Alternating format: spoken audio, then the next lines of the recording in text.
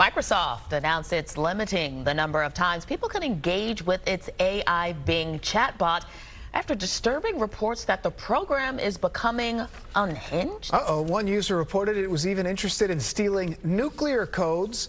Let's get to the bottom of this. Professor of Advanced Media in residence at the Newhouse School of Public Communications, Shelly Palmer, joining us now to discuss. Shelly, a lot of this looks like it's based on that New York Times reporter who had that 2-hour conversation. How much of this is him just trying to get it to say something controversial, or it just having controversial stuff to say? What's going on? So these are conversational tools. They are built specifically to make you believe you're having a conversation with a person, because it's easier for you to search, it's easier for you to seek knowledge if you're having a natural language conversation.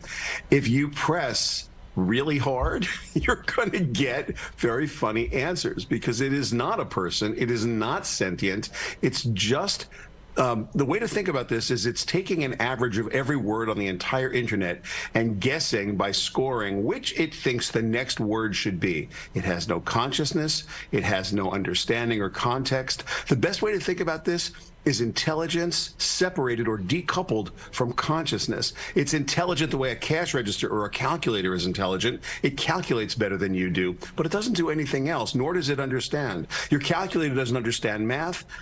None of these conversational AI tools understand English. They Shelly, simply store words. What about falling in love? Because that was a little creepy. You have to remember that the way you train these models, the way you train the, I'm sorry, it's just funny. The way you train these models is on language. And so the language that it's trained on is the language of the public internet, billions and billions of data points. And it looks at how words follow one another. And many times when we write to someone that we love them or we talk about a story, that's what it's averaging. It's saying, well, on average, this is what I should say.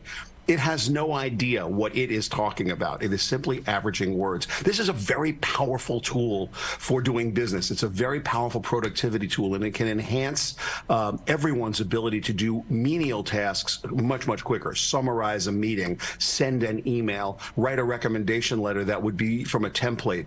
But if you start to try and press this thing to turn it into a human, you're going to find out very quickly it's not unhinged, it's not human, it's not a being, it's a Shelly, thing. One of the things that came up here was the nuclear codes. It kind of was like one of those buzzwords that gets people freaked out.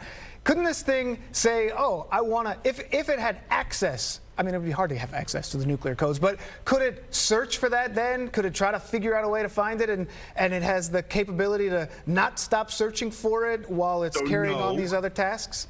So no, this is a pre-trained model. It's called a large language model. It's trained on the data it's trained on. It doesn't go to search the internet. Even when it is coupled with Bing, which is a search engine, Bing has no access to the nuclear codes. And if it had it, it wouldn't be able to surface it. So it's not, there's no version of the world where this happens. It's just people speculating. And really what this is people who are fully and totally ignorant of how this tool set works. Folks, this is just word processing. It's just a calculator. It's just a PowerPoint presentation tool. It's just an extra digital tool. It has no consciousness. It has no sense of what it is. And more importantly, it has no context. So not only does it not have the data, it doesn't understand what it is telling you. It is putting words in order that it believes should be in order based on what you ask it to do. And you have to get your head wrapped around that. This is about as smart as a toaster oven. All right, so Shelly, the AI bot is a player, just saying what I want to hear, huh? Exactly right. That, by the way, best explanation ever. I'm stealing it and I'm giving you attribution. Interesting. All right, Shelly. Thank you very much. Breaking oh, wait, it down. ChatGPT is calling me. I'll be back in a minute. Get back to it. He's got something to say. Shelly, thank you very much. Always a pleasure, Shelly.